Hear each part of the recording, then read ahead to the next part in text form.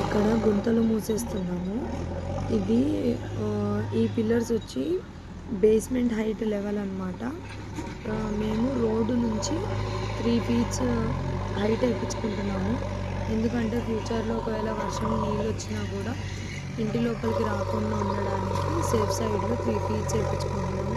ఒకవేళ ఫ్యూచర్లో ఏదైనా ఇష్యూ వచ్చి రోడ్డు తవ్వి మళ్ళీ రోడ్డు వేసినా కూడా మనకి ఇల్లు హైట్ ఉండాలి అని అనుకుంటే 3 ఫీట్ వేయించుకోండి. వాళ్ళైతే మనకి మేస్త్రి వాళ్ళైతే 2.5 ఫీట్ సజెస్ట్ చేస్తారు. బిల్డర్స్ అయితే 2 ఫీటే పెడతారు. మేస్త్రి అయితే 2.5 ఫీట్ సజెస్ట్ చేస్తారు. మనము మన ఇల్లు కట్టించుకుంటున్నాం కాబట్టి 3 ఫీట్ హైట్ రోడ్డు నుంచి బేస్మెంట్ లెవెల్ 3 ఫీట్ హైట్ ఉండేలాగా చేసుకుంటే మనకే ప్లస్. ఇంకొకటి ఇతను మట్టి మొత్తం ఎలా పడితే అలా తోసేస్తున్నాడు. కొంచెం చూసుకొని నిదానంగా ఆ గుంత లోపలికి సెట్ అవుతుందా లేదో కూడా చెక్ చేసుకోవాలి మాన్యువల్గా. మనం లేకపోతే వాళ్ళు ఎలా పడితే అలా తోసేసి క్లోజ్ చేసేస్తామని చెప్పేసి వదిలేస్తారు.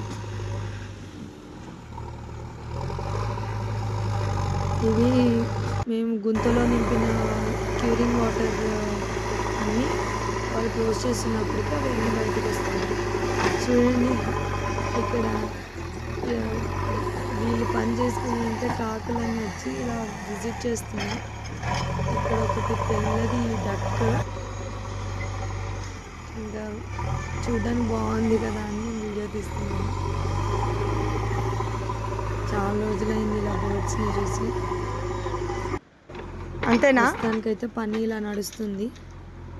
గుంతలు అయితే కరెక్ట్గా పూడిపించుకోండి, ఎక్కువ తక్కువ పూడిపించుకోవద్దు.